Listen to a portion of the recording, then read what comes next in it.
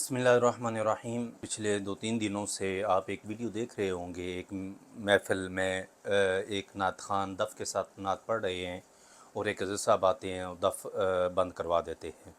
ہر ایک کا اپنا ایک عقیدہ ہے اور ظاہری بات ہے علماء دین ہیں، وہ بہتر سمجھتے ہیں، ان کی اپنی تحقیق ہے، لیکن تھوڑا سا اگر میرے خیال میں وہ جب ان کے پاس اشتہار گیا، وہ پہلے کہہ دیتے انتظامیہ کو کہ یہ دف والا نعت خوان نہیں آنا چاہیے۔ جناب اسناد احمد چشتی صاحب بہت بڑے عالم دین ہیں، اور اس سے پہلے یہ کام امیر چشتی صاحب سیالکوٹ والے انہوں نے بھی یہ کیا ہے۔ تو یہ کرنے کا مقصد میرے خیال میں تو وہ صرف اور صرف عوام میں ایک اپنی دھاک بٹھانا ہے۔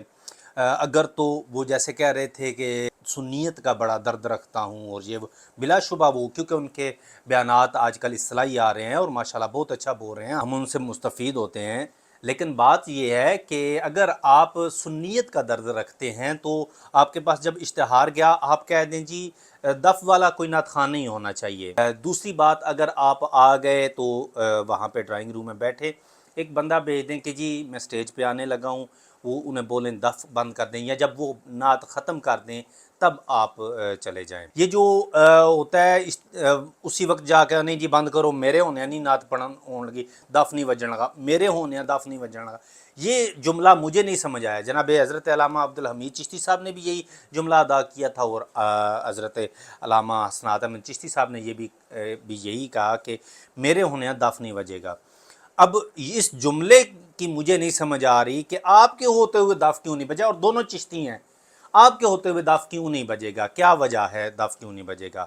یا تو وہ دلیل، جیسے ریحان روفی صاحب کہہ رہے تھے کہ دلیل دینے لگا ہوں، میں دلیل دیتا ہوں، حدیث مبارکہ بیان کرتا ہوں، آپ اس کی سنیں، بولیں بیٹا یہ بات ایسے نہیں ہے، ایسے ہے، تو آپ بہتر ہے ویسے پڑھ لیں۔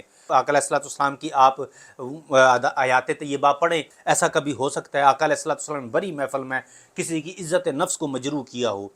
جتنا بھی سنیت کا درد ہو، جتنا بھی آپ کو اسلام کا درد ہو، اور مسئلہ یہ ہے کہ ہر ایک کو سنیت کا درد ہے، اسلام کا درد کسی کو نہیں ہے کہ سنیت کا بھی درد ہو تو آپ سنیت کو اکٹھا کرنے کی کوشش کریں۔ صرف دف میں سنیت رہ گئی ہے۔ وہ ایک حضرت صاحب عبدالحمید چشتی صاحب وہ کہہ رہے تھے سیالکوٹ والے کہ جو داڑیاں منا کے آتے ہیں ان پہ لعنت بھیجو، یہ اور بھائی آپ 50-50 ہزار پہ ڈیمانڈ کر کے آتے ہیں، پھر آپ پہ بھی لعنت۔ اعلیٰ حضرت نے کیا فرمایا ہے؟ جو مانگ کے جاتا ہے، پیسے طے کر کے جاتا ہے، اس کا جانا حرام، بلانے والوں کو بلانا حرام، پڑھنے والے کا پڑھنا حرام، سننے والوں کو سننا حرام۔ اپنی باری آئے تو آپ